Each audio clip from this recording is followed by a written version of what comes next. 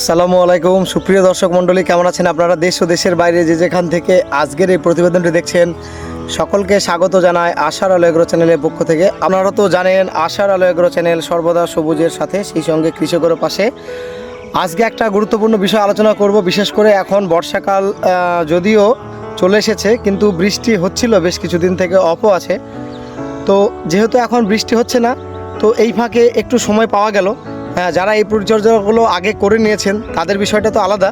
তো চলুন, যারা হয়তো একটু পরিচর্যাটা করতে পারেননি, এখন যেহেতু দু একদিন বৃষ্টি নেই, তো অবশ্যই এই পরিচর্যাগুলো সেরে ফেলুন। বিশেষ করে আপনার ড্রাগন, 12 মাসে এঁচড়, মাল্টা বাগান বা লেবু বাগান, সেই সঙ্গে গোল্ডেন এইট পেয়ারা, সমস্ত কিছুতেই কিন্তু এই পরিচর্যাটা আপনারা করতে পারেন। তো বিস্তারিত আলোচনা করব, ভিডিওটি স্কিপ না করে সম্পূর্ণ দেখার চেষ্টা করবেন। তো এখানে দেখছেন, যেহেতু আমাদের বাগান জাতীয় ফসল, তো সেক্ষেত্রে পোড়া ওষুধটা তো একটু দিতেই হয়, কিন্তু পচাটা আমি ব্যবহার করি না। মাঝে মধ্যে পোড়া ওষুধটা দিই, যেহেতু প্রচণ্ড ঘাসের উৎপাত, তো সেই হিসাবে সমস্তটা তো নেড়ানো বা ঘাসগুলো উঠিয়ে নেওয়া সম্ভব হয় না। তো এইভাবে জমি কিন্তু ঘাস মোড়া দিয়ে ঘাসগুলো কিন্তু সর্বপ্রথম কিন্তু এভাবে মেরে দেওয়া হয়েছে। তো তারপরে কিন্তু সাইডের বেডের দুই সাইডে এই যে দেখছেন গাছগুলো আগের থেকে অনেকটাই পরিবর্তন এসেছে। তো বেডের দুই সাইডের মাটিটা কিন্তু আপনারা এইভাবে খুঁড়ে নেবেন, খুব হালকা পরিমাণে খুঁড়ে নিয়ে দুই সাইডের বেডের গাছের এই যে গোড়ার যে লেভেল, এই গোড়ার লেভেল থেকে মোটামুটি 6-7 ইঞ্চি দূর দিয়ে কিন্তু মাটিটা এইভাবে সুন্দরভাবে ছেঁচে দেবেন। তো সেক্ষেত্রে আপনার কি হবে, আগাছাটা পরিষ্কার হয়ে যাবে, প্লাস এই যে গাছের গোড়াতে যে আপনি বেডে মাটি দিলেন, সেক্ষেত্রে যেহেতু সামনে বর্ষাকাল আসছে, তো সেক্ষেত্রে কিন্তু আপনার গাছের অনেকটা হেল্প হবে। বর্ষার আগে যারা ড্রাগন বাগানে খাবার দেননি, অবশ্যই এই সময় সুযোগ বুঝে কিন্তু আপনাকে গাছে খাবার দিতে হবে। প্রত্যেক মাসেই কিন্তু ড্রাগনে খাবার দিতে হয়, সেটা আপনাদেরও এর আগেও বলেছি। তো খাবার তো দেবেন। তো এর আগে কি কি খাবার দিয়েছি সেটা তো আপনাদের সঙ্গে শেয়ার করেছি। তো এইভাবেই কিন্তু এই যে দেখছেন, এইভাবে কিন্তু সুন্দরভাবে কিন্তু মাটিটাকে হালকা পরিমাণে চেঁচে নেবেন। যেহেতু এঁটেল টাইপের মাটি, সেই হিসাবে বেশি ডিপ করা যাচ্ছে না, কিন্তু যাদের বালি মাটি সেক্ষেত্রে তাদের আরও সুবিধা হবে। তো এইভাবে দেখছেন, এই যেভাবে কিন্তু চেঁচে দুই সাইডে কিন্তু এইভাবে দেওয়া হচ্ছে আমাদের সেই মুন্টুদা। এর আগেও দেখেছেন আপনারা, উনি কিন্তু স্প্রে দিচ্ছিলেন কুমড়ো গাছে। তো মুন্টুদা, বলো খবর, কেমন আছো? ভালো আছি, ভালো, ইনশাল্লাহ ভালো আছি। আচ্ছা আচ্ছা, তো আমাদের দর্শকদের উদ্দেশ্যে কি বলবে, এই সমস্ত যে বাগান জাতীয় চাষগুলো করা হচ্ছে, এগুলো কেমন লাগছে? খুব ভালো। আর ড্রাগন তোমাকে তো চারা দিয়েছিলাম, সেটা বাড়িতে লাগিয়েছো? হ্যাঁ, লাগিয়েছি। তো সেখান থেকে কি ফল এসছে? হ্যাঁ, ফল চলে এসছে। আচ্ছা, স্বাদ কেমন? খুব ভালো। আর এই যে দেখছেন আমাদের চাঁদ কাকা, প্লাস পিছনে আছে মুকিবুল কাকা, মানে এনারাই আমার জমিতে কন্টিনিউ কাজ করে, আপনারা এর আগেও দেখেছেন। তো এইভাবে কিন্তু মাটিটা অবশ্যই আপনারা দেখছেন, এই প্রসেসেই কিন্তু আপনারা করবেন।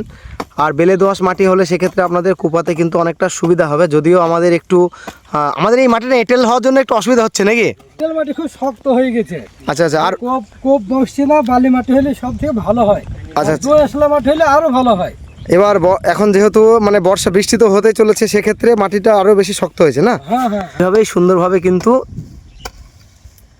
এই যে কোপানো হচ্ছে, কুপিয়ে আপনারা দুই সাইডে, বেডের এই সাইড প্লাস এই সাইডেও দেবেন। তো এখান থেকে পিছনটা আরও একবার দেখিয়ে দিচ্ছে আপনাদের। এই যে দেখুন, এখান থেকে অনেক সুন্দরভাবে কিন্তু পরিষ্কার হয়ে গেছে।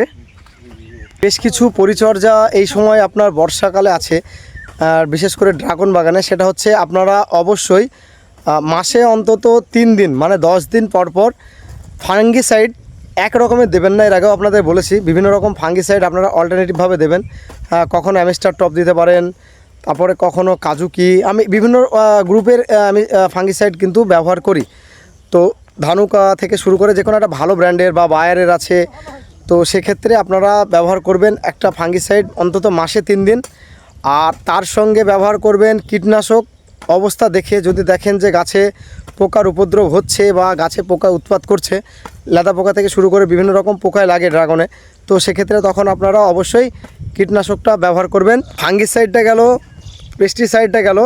এবার খাবারের কথাটা আপনাদের আগেই বললাম, আরও একবার বলছি যে গাছে আপনারা খাবার কিন্তু পর্যাপ্ত দেবেন। এখন জৈব সার দেবেন না, যেহেতু এখন সামনে বর্ষাকাল। তো সেক্ষেত্রে এখন পজিশন বুঝে আপনারা যখন আবহাওয়া বুঝবেন যে আবহাওয়া ভালো, সেক্ষেত্রে আপনারা অবশ্যই কিছুটা রাসায়নিক সার, যেমন এর আগে আমি দিয়েছিলাম 10-26, তার সঙ্গে হালকা পরিমাণে, খুব অল্প পরিমাণে ইউরিয়া, যেহেতু আমার গাছ ছোট, কিছু potash, zinc, boron, magnesium sulphate, তো সেই সমস্ত বিষয়গুলো আপনাদের সঙ্গে শেয়ার করেছি। তো যারা ভাবছেন যে আমরা এখন খাবার দেব, যারা খাবার দেননি সেক্ষেত্রে অবশ্যই দিতে পারেন। আর যারা বাগানটা এইভাবে মাটি দেননি অবশ্যই মাটিটা দিয়ে দেবেন, সেক্ষেত্রে আপনার বাগানের কিন্তু অনেকটাই সুবিধা আসবে। তো বিস্তারিত আলোচনা করলাম। আর এই সমস্ত খাবার দেওয়া থেকে শুরু করে যে সমস্ত বিষয়গুলো বললাম, আপনারা এই যে গাছের গোড়াতে মাটি কিন্তু যাদের এঁচড় বাগান আছে তারাও দিতে পারেন। যারা গোল্ডেন 8 পেয়ারার চাষ করেছেন, জমির লেভেল থেকে হয়তো একটু নিচু পজিশনে লাগানো আছে, তো তারাও কিন্তু এই সমস্ত খাবারগুলো কিন্তু দিতে পারেন আর এই সমস্ত পরিচর্যাগুলো কিন্তু করতে পারেন। আর পেয়ারাতে এর আগে কিন্তু জৈব সার দেওয়া হয়েছে, এবার কিন্তু হালকা পরিমাণে রাসায়নিক দেব। তো নেক্সট টাইম যখন গোল্ডেন 8 পেয়ারাতে কী সার দেবো সেটা অবশ্যই আপনাদের সঙ্গে শেয়ার করব। তো আশা করি আজকের ভিডিওটা থেকে আপনারা বেশ কিছু ইনফরমেশন পেয়েছেন। তারপরে যদি কারো কোনো কিছু জানার থাকে অবশ্যই আপনারা কমেন্ট করবেন, কমেন্টে উত্তর দেবো। ভিডিওটি ভালো লাগলে অবশ্যই একটি লাইক করবেন, সেই সঙ্গে চ্যানেলে নতুন হলে অবশ্যই চ্যানেলটি সাবস্ক্রাইব করবেন। প্রত্যেক ভিডিওর শেষে আমি আপনাদের যেটা বলি আবারও বলছি, আপনারা সকলে ভালো থাকবেন, সুস্থ থাকবেন, সবুজের সঙ্গে থাকবেন, সেই সঙ্গে আশার আলো এগ্রো চ্যানেলের সঙ্গে সদা সর্বদা জুড়ে থাকবেন।